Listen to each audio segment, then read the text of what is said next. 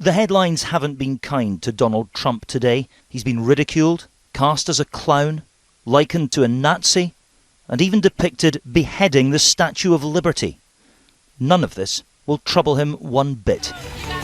His plans to ban all Muslims from entering America have caused uproar, but interviewed again today, he remained unrepentant. We're going to have tremendous problems. It's getting worse and worse. And those problems are coming from a certain sector. Now, I did it for a limited period of time, but our country has to get its act together. The Republicans have to work out what to do with a maverick candidate gone rogue. Their opponents are now trying to contaminate the whole party with his toxic views. They are all driving the exact narrative that jihadists want to advance. That we are at war not with barbarous, violent murderers, but with an entire religion. This is a grave mistake. There are fears Trump's comments have already stoked Islamophobia here. CCTV cameras in Philadelphia filmed a pig's head being thrown at a mosque this week. One of the more curious aspects to Trump's broadside against the Islamic community is the fact that much of his business empire is based on deals and partnerships with Muslim governments and firms.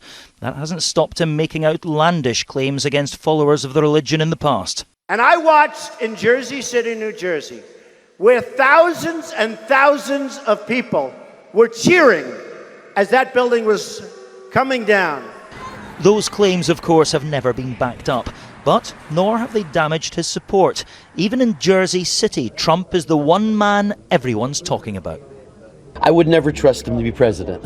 He's a nut job, but he has touched on what we'd call the zeitgeist of some of what we're feeling because we're afraid and we don't feel our government's protecting us. Too many incidents happen to do with Muslims. They're not with anything else.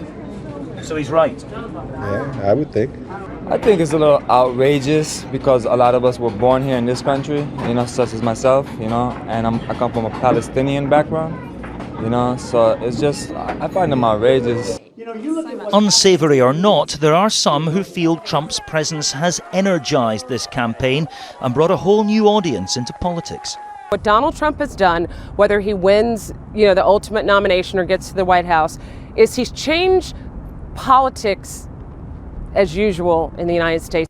With his money and his influence, Trump was seen as an asset for the Republicans. Now he's a liability.